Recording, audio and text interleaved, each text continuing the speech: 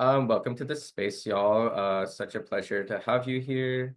My name is Aarij. I use he, they pronouns, and I'm speaking to you all from the unceded lands of the Odawa, the Ojibwe, and the Potawatomi tribes, colonially known as Chicago, Illinois. And this is Feminist Masculinity in a Patriarchal World, inviting men into the work. Let's get started. Here's what you can expect today. I'll introduce myself a little bit more and then just set the scene um, and orient ourselves in what we're talking about. We'll move into a period of reading and self-reflection, followed by 2 rounds of breakout room discussions, which are optional. If you want to stay in the main room, you're more than welcome to. And after the breakout rooms, we'll regroup and finish up. Just a note, while there is no graphic content in this session, the topics we are reading and talking about are challenging to sit with and may bring up, some difficult memories and emotions. So I do encourage you to take care of yourself. If you need to step away, step away. If you need to call someone, call someone. And, come in and out of the session as it's working for you. Okay, the next 10 minutes, I'm going to be doing a lot of talking. Feel free to use the chat to drop any thoughts and questions during this time. My goal is to leave as much time as possible for breakout rooms at the end. So I'm just moving with that in mind at the moment. Cool. Me, myself, and I. Here's a bit about me. So my name's Aarij. I'm a sex and gender educator / organizer. I've been doing that work for 3.5 years now, and I've been a SOAR individual member for 2 years now. I worked on the consent and boundary scene last year with these lovely people, and it's an honor and a privilege to be presenting here today. I'm talking about this topic because I am a male who was raised with the patriarchal conditioning and am still working to unlearn the harmful patterns which were ingrained in me and learn the skills that I wasn't able to access as a boy. Yeah, some identities and privileges. This is just like a snapshot of what my potential like blind spots are, as well as, what unique insights I have due to my identities. So I'm queer, I'm a South Asian and Muslim American. I am a survivor. I am financially stable and have been for most of my life. I live with a disability. These glasses are not for fashion. No. I am a citizen, which does grant me protections that others don't have, especially in this time. I present as male, which also grants me protections and power that not everyone has access to. And lastly, I'm a Scorpio. I don't know if that's a positive or negative. It is what it is. We're very misunderstood people. Yeah, so that's me a little bit. Okay, about this space. Why are we here? So I see so many masculine people striving to do better, to unlearn harmful behaviors and be stronger allies. And I see people of all genders struggling to support and foster this kind of growth. As a male who has undergone and is recovering from the conditioning that all boys experience under patriarchy, I can confidently say that men are in need of a guided rehabilitation, that masculinity is in need of that. And whether we like it or not, it is part of our responsibility as liberation, like as movement leaders, as organizers, to extend a helping hand because we need these men to be a part of our movement. And I know that that may feel icky, it may feel counterintuitive, especially for those of us who have seen firsthand the harm that masculine people can inflict under patriarchy. So for that reason, I also want to name what this space is not for. This space is not about extending kindness to the oppressor. It's not about turning the other cheek in the face of misogyny. It's also not about bashing any one gender or elevating one over the other. Lastly, most importantly, this space is not about asking anyone to do work that they are not ready to do at this time. We're going to challenge ourselves, consider some different perspectives, and self-reflect. ultimately, I do want to emphasize you're in control of what you take away from this space. So take what works, leave what doesn't. Um, and then what this space is for, um, what we're talking about today is what we can do collectively and as individuals to encourage men who are on their healing journey and who lack the role models, support, and community to nurture their growth. This space is dedicated to understanding that masculinity is not the enemy, patriarchy is, and it has twisted masculinity into a dominating, violent energy. And with that, I do want to just draw attention to this quote I have at the bottom of the page, which is from the book that we're going to be reading from later. The first act of violence that patriarchy demands of males is not violence towards women. Instead, patriarchy demands of all males that they engage in acts of psychic self-mutilation, that they kill off the emotional parts of themselves. So let's sit with that for a moment. What does that evoke within you? For me, it reminds me that none of us are born wanting to harm or kill other humans, and that perpetrators of violence have had to undergo serious internal, emotional, psychological damage before they're able to inflict harm upon others. And my hope with this session and this work is that people walk away with a new or renewed perspective on masculinity, which inspires them to create space and find grace for the folks who are showing up in the best way they know how to, regardless of their gender. And, you know, to reemphasize what Tate said earlier is a little bit of how can we make feminism irresistible for the masculine? One more note on my use of the gender binary here and throughout the session. The reading we will do does use a gender binary and talks mainly about men and masculinity. And in the scope of gender-based violence prevention, it is important to acknowledge that the vast amount of harm doers are people who are assigned male at birth, whose masculine identity has been co-opted to turn them into violent dominant beings. So I may use the terms men and masculine people interchangeably throughout the session. But I also want to make clear that I'm not just talking about people assigned male at birth or people who identify as, you know, in masculine or trans people. People of any gender can embody harmful aspects of masculinity and patriarchy. So I invite us all to think about the ways in which this culture impacts the patterns and beliefs of us all. Okay, quick poll. Himadri is going to put up a poll real quick. I'm just curious to see who is familiar with the book we're reading today or the author in general. Bell Hooks, we love her. Yeah. Okay, cool. That was quick.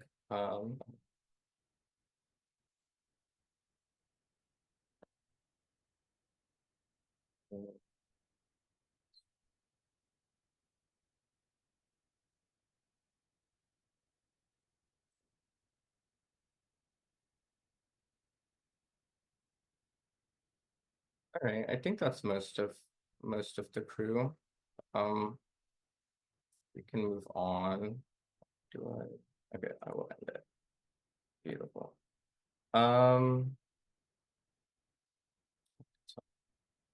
Okay. Well, sorry, I just got so distracted. Let's keep moving. So before we jump into the reading and the discussion, I want to I guess get on the same page about some of the vocab, some of the terms that you're gonna see. First being masculine and feminine. Again, shout out to Tej for touching on this in the keynote. The masculine, feminine are divine energies, which we all have inside of us. And patriarchy, colonization, they have twisted what those energies embody. Yeah, so when we say masculine, feminine, we are talking about energies. Patriarchy, probably the oldest system of oppression, and functions via the domination of weaker beings by the physically powerful, with the primary intention of controlling the reproductive capacity of people who can give birth. It has its roots in early civilization and is now tied closely to modern capitalism. Patriarchal masculinity is a tool of the patriarchy, and it's a twisted notion of the masculine energy, which ties masculinity to a position of power over others by any means necessary, including psychological self-mutilation and manipulation of others. Feminism is simply, like, short and sweet, the movement to dismantle patriarchy. And feminist masculinity is an alternative to the current mainstream patriarchal masculinity, and it encourages healing the damage to the masculine with the intention of working in antithesis to patriarchy. And I just want to touch on this line at the bottom as well. We have all harmed before and will harm again. If we move forward understanding this sentiment, we are better prepared to respond rather than react to the harmful patterns and traits of masculinity, and are able to discern the motivation behind the behavior. Is this person malicious, manipulative, dominating, or are they lost, overwhelmed, nervous? And working with this idea is scary because it demands that we view with nuance the people who have harmed us and will likely harm us again. It requires us to recognize that this violence is a result of the painful conditioning that most men undergo, often at a young age. And I want to acknowledge that, especially for survivors assigned female at birth, it can be difficult and painful to try and do that work of discerning, what the motivations are behind a harmful behavior or action. And with that, I do want to reemphasize that, like, putting these ideas into practice may not be for you at this moment, and that is totally okay. Yeah. Okay.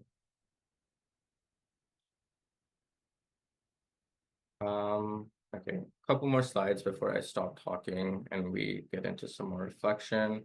So the models, this one and the one on the next slide, are one of the more tangible takeaways from the reading. This dominator model, this is what patriarchy kind of encourages and, like, has tied maleness to this act of winning and one-upmanship, and it's characterized kind of, by these rocks and the traits you see here on the screen. I do want to note that these behaviors are not just exhibited by men, and they're not just individual behaviors. Some of these dictate the culture in our workplace and our communities and other parts of society. Real quick, would love to see in the chat a couple behaviors or acts that come to mind when you're looking at these traits.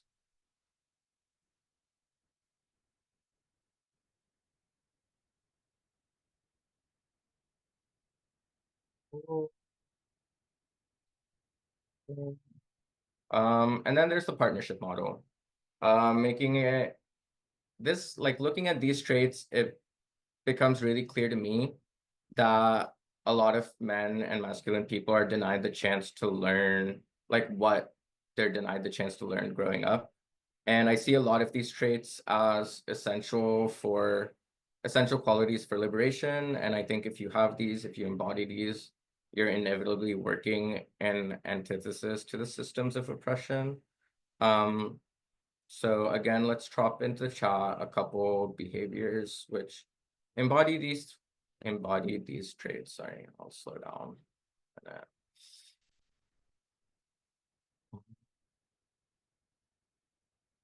Okay, cool. And now we're gonna get into the first activity, which is a silent reading. We're gonna read from chapter 7 of Bell Hooks's The Will to Change. This talks about feminist manhood, and I think it's a good place to start if we're imagining what the future of masculinity looks like in the liberation movement. I've provided the entire chapter, and I've highlighted the portions I consider most relevant for the purposes of this session. For the sake of time, I ask that you focus on those highlighted sections right now. You will receive the full chapter to take home with you, and you can read it later. It's a very good piece. So we will take let's say 12 minutes. I want to be conscious of time here to read and then answer or like just sit with the reflection questions that I have up on the screen as well. And I'll give you all at 10 minutes, I'll put in a warning for 2 minutes left before we come back together. So Yasmin, if you can, I can't see the chat, but I assume. Yep, dropped it in the Sweet. chat. Awesome, perfect. Welcome back, everyone. We have a couple minutes. I would love to see some stuff in the chat about what ideas were discussed, what you all might have talked about, any takeaways you have before we wrap it up. So yeah,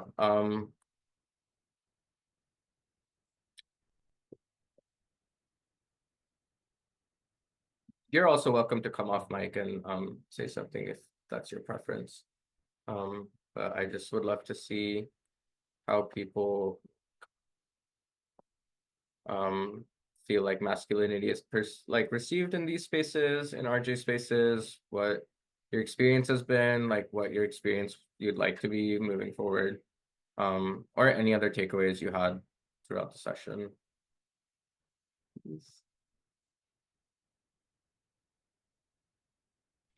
just had a memory of when the first time I saw Monsoon Wedding, the film, and the father was like, I'll protect them from myself if I have to. And it was kind of the first time that I connected it. Like it was so life impactful for me to even just see that modeled in film. But I just kind of connected it here during our breakout session. Well, thank you very much. Deeply ingrained, these oppressive systems are normalized. The education, how important that is in talking about safety and consent, so real. I've seen how cis white men in RJ spaces really seem to rely on their own credentials to be there. Okay, valid. Yeah, that sounds annoying. Being a doctor doesn't mean you know what you're talking about all the time. And they get put on a pedestal. Okay. Yeah. Credit where credit is due, but not, showing up is the first step. Absolutely. You can have a purpose in these spaces without having a professional role. That idea took me a long time to wrap my head around. Actually, I always thought I needed to have some kind of like credential or title to be doing things. But it's amazing how much, you can get done when you take a step back. Mention their lack of credentials to avoid processing, acknowledging harm. Also fair. Also all too frequent, that kind of like weaponized incompetence of I don't know better. Well, that's also not okay. Construct of the gender binary often enables patriarchy. It very much does. Gender binary is a huge tool for the oppression of us all. Yeah, I mean, it's so divisive. It pits us against each other when there's no need for that. Thank you all so much. Love seeing these takeaways. Yeah. Cool. Thank you so much, Aarij. I really enjoyed reimagining masculinity with you, and the readings that you had us read really, I think, can inspire a community to use masculinity as a source of connection. And as I said, like kind of as everyone is rejoining, as someone who hasn't always had the most positive interactions with men, this was like a really powerful session to kind of reimagine those interactions. And I think, yeah, really, really informative for everyone. So thank you again. Just like every session we've had so far, we're going to launch a really quick feedback survey with 2 questions. So before you leave, just take a moment to fill that out. You'll find notes and resources from today's session in the resource goodie bag in our Summit Handbook underneath this section. We'll be sharing that in the chat as well. And before we head into our final session, we're going to have another break. So you have about 15 minutes. And then at 15 after, we'll be doing our final session, which is reflecting and reclaiming with poetry. So thank you everyone again. Get some, stand up, move around, stretch, get some water before we close out our day. And drop some Thank love you, for Aarij in Navi. the chat. No, thank Yeah, you, yeah. Aarij. Drop Hmm? so much love for Aarij in the chat. Yeah, thank you. It's really heartwarming to see people engaging with this. So thank you, SOAR, for hosting the summit and for all the work you do. Special shout out to Yasmin, who came to my workshop last year and then encouraged me to submit a proposal. Thanks to my friend Sam for the graphics, and thank you all for showing up and engaging with this material. It really, yeah, it really makes me feel special. So, or like makes me feel like, I'm glad to be heard here. So I appreciate it. And I will just leave this quote up by Adrienne Marie Brown while you guys complete this poll and wrap up, because it's one of my favorites, from Emergent Strategies. But that's it. Ooh. Yay, we did it. You did it. Okay, I'll stop sharing.